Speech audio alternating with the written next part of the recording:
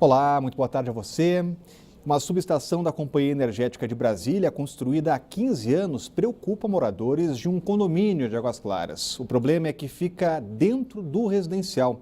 A Caixa de Energia vive dando estalos e até a Justiça já mandou a SEB tomar uma providência, mas nada foi feito. Os moradores do residencial Bela Vista, em Águas Claras, convivem com a insegurança na área de lazer do prédio.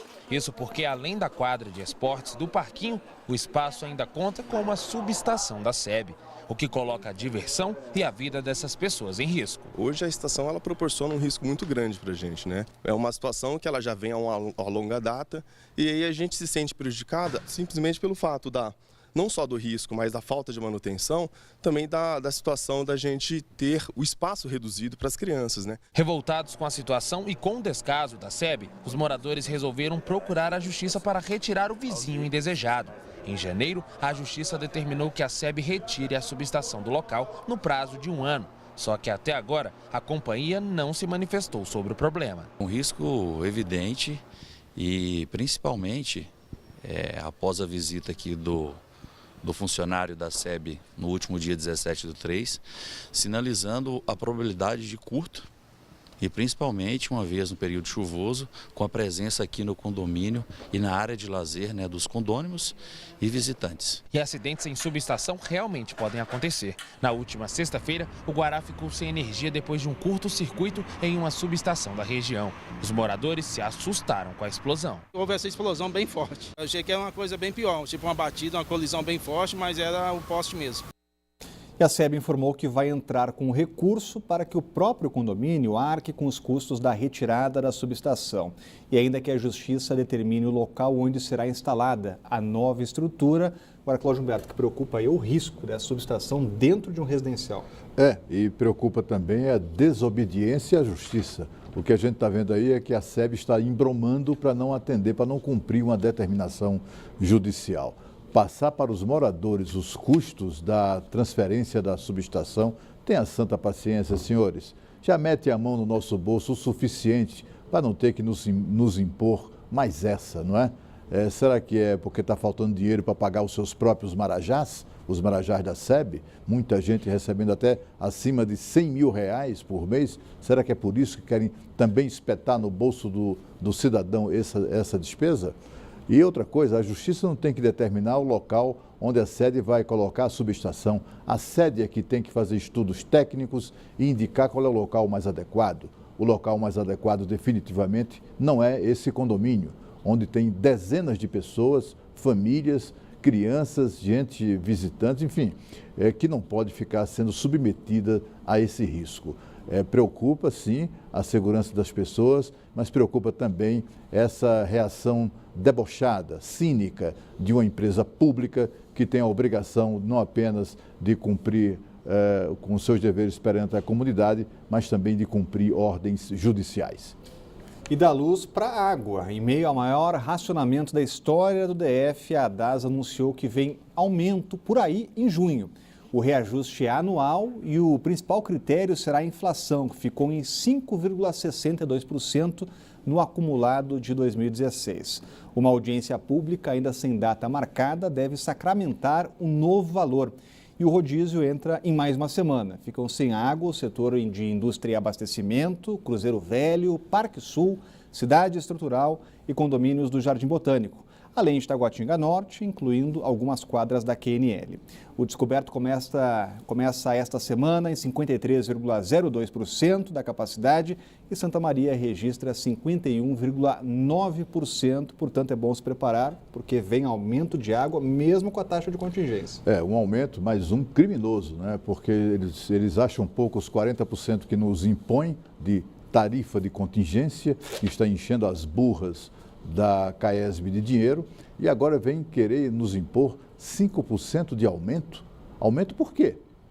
Aumento tem que ser merecido, não é o caso da CAESB definitivamente, que nesse episódio todo, que acabou gerando esse racionamento de água, só demonstrou a sua mais absoluta incompetência para resolver o problema, a mais absoluta imprevidência para impedir que o problema acontecesse. Susto em Samambaia. 2 bombas caseiras explodiram em uma casa na QNR 318. QR-318 no domingo de manhã. Ninguém ficou ferido. A polícia entrou no caso, mas não prendeu qualquer suspeito até o momento. As explosões aconteceram na quadra 318 de Samambaia e mobilizaram um esquadrão antibombas da Polícia Militar por volta das 11 horas da manhã. O local precisou ser isolado. Os explosivos estavam nessas garrafas de plástico e foram arremessados pela grade. Parte do muro foi atingida e os estilhaços caíram no carro que estava na garagem da casa. Os militares usaram um robô para monitorar a área e descartar o risco de novas explosões. Segundo testemunhas, uma pessoa teria passado na rua e jogado 2 bombas na garagem de uma casa. Uma explodiu, a outra foi detonada pelo BOPE. Apesar da gravidade do caso, ninguém ficou ferido. A polícia investiga o caso e até agora ninguém foi preso. Começou hoje o julgamento de Vinícius Neres Ribeiro. O jovem é assassino confesso da ex-namorada e estudante da UNB, Luíse Ribeiro. O crime foi dentro da universidade, em março do ano passado. O caso que chocou Brasília levou centenas de pessoas à frente do Tribunal de Justiça nesta manhã. A expectativa para o início do julgamento de Vinícius Neres Ribeiro era grande. Desde as 5 horas da manhã, centenas de estudantes de direito, advogados, amigos e familiares da universitária Luíse Maria Ribeiro aguardavam a abertura do Tribunal de Justiça para acompanhar a sessão de perto. A gente veio ver o que vai acontecer e, assim, mais pelo fato de ter sido um feminicídio mesmo.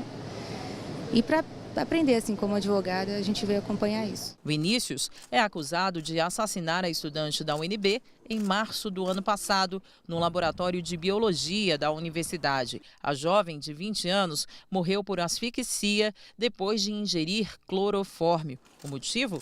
Vinícius não aceitava o fim do relacionamento. Apesar do julgamento ser aberto ao público, a imprensa não pôde divulgar imagens. O interesse pelo caso é tão grande que, olha só, a fila continuou mesmo depois de a sessão ter sido iniciada e o plenário estar lotado. Vinícius se apresentou ao júri vestindo camiseta branca e permaneceu a maior parte do tempo de cabeça baixa. O julgamento começou às 9h45 da manhã e não tem hora para acabar. Vinícius enfrenta o tribunal do júri, composto por 7 jurados. Ele responde por homicídio quadruplamente qualificado, motivo fútil, meio cruel, recurso que dificultou a defesa e feminicídio.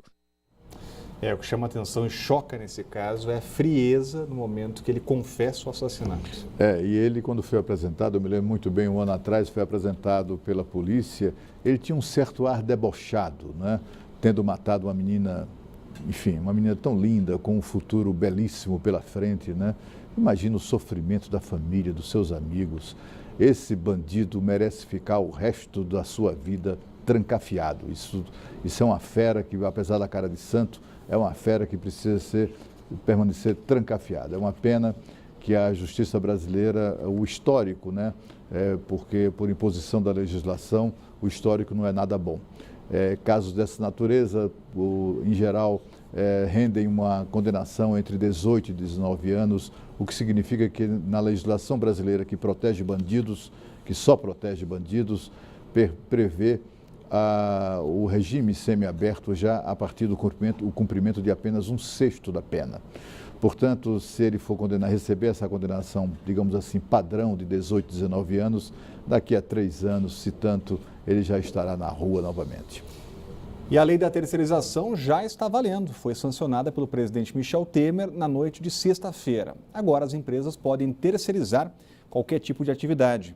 Mas não é o fim do debate no Congresso Nacional. Isso porque um novo texto deve trazer ajustes e novas garantias aos trabalhadores. Quem traz os detalhes ao vivo é a Renata Dourado, que já está com a gente. Uma boa tarde, Renata. Então não acabou esse debate ainda, né?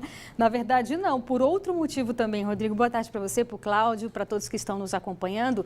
Na verdade, o partido Rede entrou com uma ação direta de inconstitucionalidade no Supremo, ou seja, alegando que agora essa lei é inconstitucional e coloca 2 argumentos. Um dos argumentos é que retira desse trabalhador terceirizado o direito de greve, que segundo esse argumento aí, é um direito constitucional, de fato está na Constituição. Então esse trabalhador não teria esse direito de fazer greve. Alega também que esse projeto foi enviado pelo Executivo, foi enviado pelo então presidente Fernando Henrique Cardoso em 98. Em 2003, o mesmo Executivo, na figura do então presidente Lula, retirou esse projeto de pauta, o que significa, de acordo com os argumentos, que ele não poderia ter tramitado, não poderia ter sido votado e muito menos sancionado. Então, são esses os argumentos. Agora vai caber ao Supremo Tribunal Federal decidir sobre isso. De qualquer forma, como você bem disse, o presidente Michel Temer sancionou. E qual a principal mudança ou as principais mudanças com relação a essa sanção, a esse novo projeto? Até então, as empresas não poderiam contratar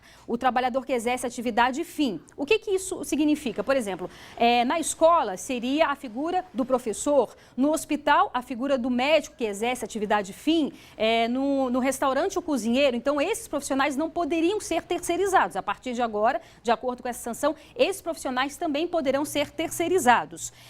O presidente Michel Temer, ele vetou alguns itens, por exemplo, o que foi aprovado previa que esse contrato, esse trabalhador poderia ser contratado prorrogando aí esse tempo de serviço dele, de acordo com convenções coletivas ou acordos coletivos. Então, com o texto que foi sancionado, esse trabalhador só vai poder exercer, de acordo com esse contrato temporário, por um prazo máximo de 9 meses. Tinham outros dispositivos também, de acordo com o Palácio do Planalto, que já estavam previstos na Constituição, como o direito a salário e a jornada de trabalho iguais aos trabalhadores não terceirizados. Então, como já estava na Constituição, o presidente Michel Temer também sancionou isso, já que já tem garantia aí a esses trabalhadores. E como você bem disse, paralelo a isso, está tramitando também no Congresso Nacional um outro texto que trata também dos terceirizados, mas que dá mais garantias, mais direitos, ou que deixam claros esses direitos aos trabalhadores. E tudo isso, Rodrigo, é bem possível que entre na reforma trabalhista. É o que o governo ainda está analisando, mas deve entrar na reforma trabalhista.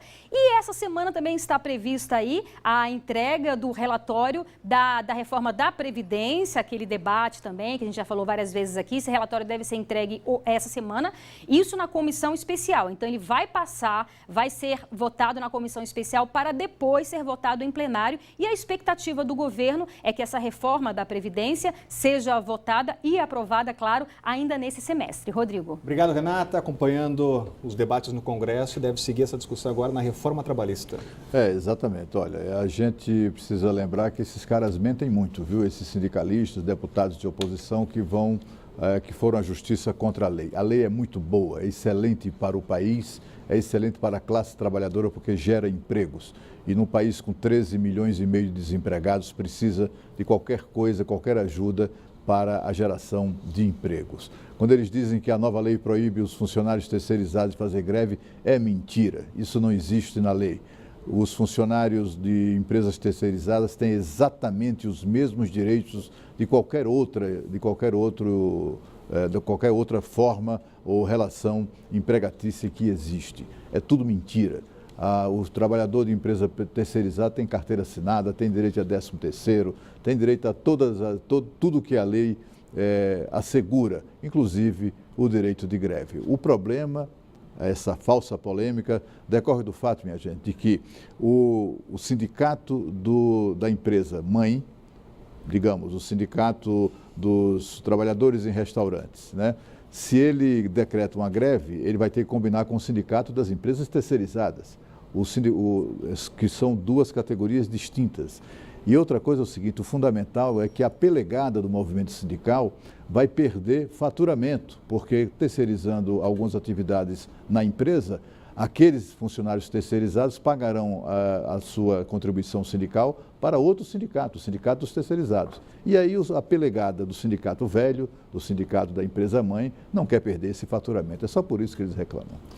E a seguir, nova confusão entre torcedores do Gama e do Brasiliense. Leva 80 torcedores à delegacia. É logo depois do intervalo.